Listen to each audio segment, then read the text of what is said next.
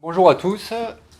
Aujourd'hui, donc, je vais vous présenter un peu le travail que récemment on a fait sur les études, la littérature publiée sur l'efficacité de l'hydroxychloroquine dans le Covid. Et la question qu'on peut se poser, c'est est-ce que l'hydroxychloroquine est efficace sur le Covid uniquement à Marseille? On va voir qu'il y a peut-être des arguments pour dire le contraire. Une des questions qui a beaucoup été posée, et je suis obligé d'introduire quand même là-dessus, puisqu'il y aura forcément dans l'analyse de la littérature des études randomisées, prospectives et puis des études observationnelles, même si Philippe Broucky va en parler en plus en détail la semaine prochaine. Pourquoi regarder la littérature? Pourquoi faire une méta-analyse? Et pourquoi un seul essai randomisé n'aurait pas été suffisant pour terminer la question et dire oui ou non, est-ce que ça marche ou est-ce que ça ne marche pas? Donc selon certains auteurs, les RCT, c'est le gold standard. Et ça pourrait apporter une réponse définitive à un traitement pour une maladie donnée. Si c'était vrai, les résultats des essais randomisés devraient être moins hétérogènes que les résultats des études observationnelles. Et si c'était vrai, un seul essai randomisé pourrait faire une conclusion définitive pour chaque maladie. Donc il y a eu déjà pas mal de littérature là-dessus, et cet article que j'ai trouvé vraiment intéressant dans le New England en 2000, qui donc rapporte ça, et que les études observationnelles surestimeraient l'effet d'un traitement sur les maladies. Donc ils ont revu en fait des études de 5 maladies différentes, 99 reports avec des méta-analyses, uniquement des principaux journaux médicaux, Annals of Internal Medicine, BMJ, JAMA, Lancet et le New England. Et qu'est-ce qu'on voit? Et là c'est assez représentatif, et je trouve que c'est très bien représenté. On voit donc les cercles noirs, les ronds noirs sont les essais randomisés, et les cercles vides sont les études observationnelles. D'ores et déjà, la première chose qu'on peut voir, c'est que on voit des résultats des essais randomisés des deux côtés. Donc parfois, le traitement aggrave la maladie ou améliore la maladie, donc des directions opposées de l'effet. Donc il y a une inconsistance. Il y a pas mal d'essais randomisés qui montrent qu'il n'y a pas d'association. Et on voit, quand on prend tous les résultats, que l'hétérogénéité finalement des études observationnelles est plus faible que celle des essais randomisés pour les conditions qui sont étudiées ici. Les auteurs concluent ici, puis on le voit ici, que la mesure de l'effet résumé finalement est très similaire entre les essais randomisés et les études observationnelles. Donc tout ça pour dire qu'il n'y a pas de supériorité absolue des essais randomisés par rapport aux études observationnelles. Il y a un papier de la Cochrane qui a conclu à la même chose, avec 1500 méta-analyses, 228 maladies différentes.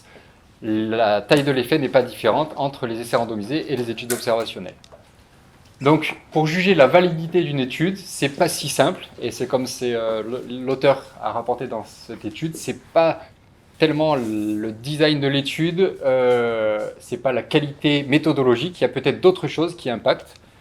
Et une des explications possibles, c'est notamment que les essais randomisés sont souvent très sélectionnés, les patients sont sélectionnés et ne représentent pas vraiment la population à risque. Et les études observationnelles pourraient mieux représenter la population à risque que les essais randomisés. C'est une des explications possibles. Donc, notamment, le contexte des méta-analyses, c'est récemment une méta-analyse qui a été publiée dans CMI, et donc qui évidemment a fait pas mal de bruit, où les auteurs, qui sont notamment des étudiants en méthodologie, en santé publique, concluaient au vu de leur méta-analyse, il n'y a pas d'effet, les essais randomisés concluent à un effet toxique, c'est terminé, il n'y a plus de place pour les dérivés de la chloroquine dans le Covid. Donc on s'est quand même posé la question, comment ils ont pu arriver à de tels résultats, vu ce que nous, on a vécu à Marseille. Donc qu'est-ce qu'on a vu à Marseille? Qu'est-ce qui a été publié avec toute l'équipe?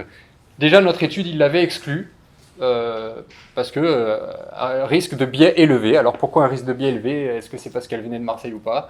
Pourtant, on avait sélectionné la population à risque avec les meilleures approches d'appariement actuelles, c'est-à-dire le score de propension. Score de propension, ça veut dire pour chaque individu la probabilité qu'il a d'être traité en fonction de son terrain et de la sévérité de la maladie. Et on va sélectionner comme ça des paires d'individus, et c'est actuellement dans les études observationnelles le meilleur moyen de contrôler les facteurs confondants. On avait utilisé 2 scores composites, un score pour le terrain, un score pour la sévérité de la maladie, et on avait trouvé une diminution par 2 du risque de mortalité. Pourquoi elle n'a pas été inclue? Ici, on voit les courbes de survie qui sont dans l'article, et on voit bien que on a beaucoup moins d'événements, notamment dans les 15 premiers jours, chez les patients traités, et ça dépasse évidemment les 3 premiers jours qui correspondent à l'évaluation du traitement. Il n'y a pas que Marseille, il y a eu dans la période d'inclusion de la méta-analyse publiée dans CMI par Fiolet et compagnie, cette étude a été publiée aux USA, à Détroit. Il y a 2541 patients, et pareil, elle n'a pas été inclue. Pourquoi? C'est une question qu'on peut se poser. Réduction du risque de 66% et 71% pour la bithérapie avec l'azithromycine. Et quand ils font la même approche par le score de propension, donc ils ont une 190 paires, encore une fois, le bénéfice sur la mortalité est très significatif. Donc il semble qu'il y a quand même des preuves en dehors de Marseille sur l'efficacité de l'hydroxychloroquine dans le Covid. L'Espagne, 1645 patients, pas inclus non plus, sans raison vraiment claire. À l'opposé, on s'est dit, mais c'est des critères méthodologiques, c'est des études de bonne qualité. Oui, mais ils ont inclus un essai randomisé qui a été publié dans Annals of Internal Medicine. Et dans l'abstract, dès l'abstract, les auteurs reconnaissent 58% uniquement ont eu un test PCR. Et ils incluent cette étude dans la méta-analyse, alors que ça veut dire que 40% des gens n'ont pas eu de PCR et qu'il y a beaucoup de virus qui ont co-circulé à cette période-là. Donc on pense qu'on ne peut pas intégrer une étude comme celle-là pour évaluer le bénéfice du traitement.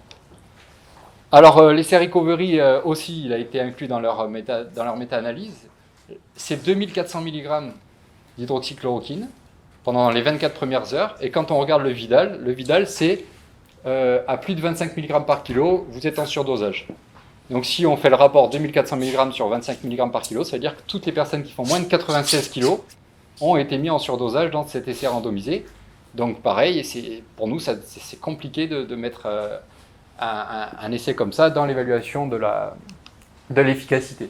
Dans leurs critères d'inclusion, ils avaient la PCR ou un diagnostic clinique. Encore une fois, un diagnostic clinique, on sait très bien que c'est justement pour ça que la PCR est réalisée, que la valeur prédictive de la clinique est très faible.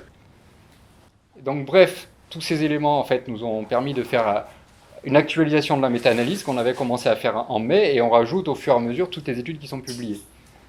Qu'est-ce qu'on peut voir? On peut voir que dans les études cliniques, vous savez qu'on a différencié les études cliniques et les études de big data, que les études de big data sont associées très souvent à un protocole thérapeutique peu détaillé, à des patients dans des multiples centres avec des prises en charge multiples.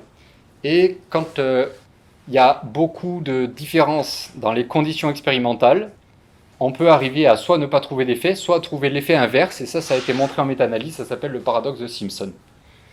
Donc en tout cas, le big data est ici, avec des études qui sont assez hétérogènes, dont certaines prouvent un bénéfice, d'autres pas.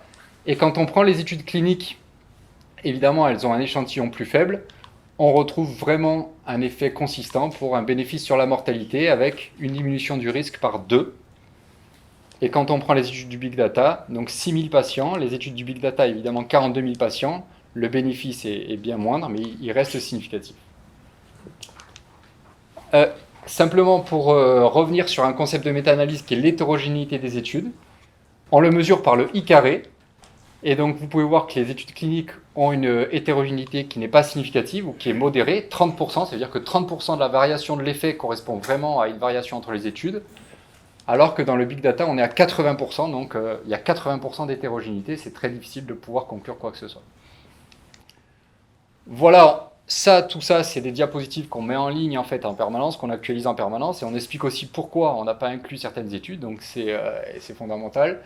Ici, c'est toutes les raisons pourquoi on n'a pas inclus ces différentes études, et notamment, il y a aussi un biais qui est assez fréquent, c'est le biais par indication, c'est-à-dire, par exemple, quand on va donner le traitement uniquement aux plus graves ou uniquement quand les patients s'aggravent, comme c'est le cas ici, dans Peters, évidemment, ça introduit un biais qui est incontrôlable avec toutes les techniques statistiques qu'on pourrait appliquer par la suite. Pour le virus, qu'est-ce qu'on a? On a donc beaucoup d'études, mais que d'Asie. Aucune étude, à notre connaissance, des USA ou d'Amérique qui a évalué la persistance virale. Donc déjà, ils ne font pas forcément les PCR à tout le monde pour le diagnostic. Donc dans le suivi, on n'a pas trouvé d'études avec la persistance virale. Et au final, quand on regarde, les effectifs sont relativement faibles. 500 au Pakistan, qui est pourtant pas forcément le pays dont on s'attend qu'il ait les plus gros moyens technologiques. Corée du Sud, là c'est 40 inclus dans l'analyse, mais il y avait 226 individus. Chine, Arabie Saoudite, et notre étude, 3000 patients. Donc c'est vrai que ça met en évidence aussi le fait de ce qui a été fait à Marseille, c'est-à-dire 3000 patients qui ont été suivis dans le temps avec des PCR à J2, J6, J10, et ce qui n'a pas été fait a priori dans d'autres centres. Pour finir, j'ai juste représenté géographiquement. Donc, est-ce que ça ne marche qu'à Marseille? En tout cas, les points verts, c'est là où il y a eu des études avec un bénéfice statistiquement significatif. 2 études donc à New York, à Détroit, plusieurs études en Espagne, plusieurs études en Italie, en Belgique, en Arabie Saoudite, en Iran et en Chine. Donc, à la fin, même si on ne peut pas conclure, en tout cas, il y a quand même une reproductibilité. On ne parle pas de vérité en science, mais on parle de reproductibilité entre les études et entre les pays. Merci.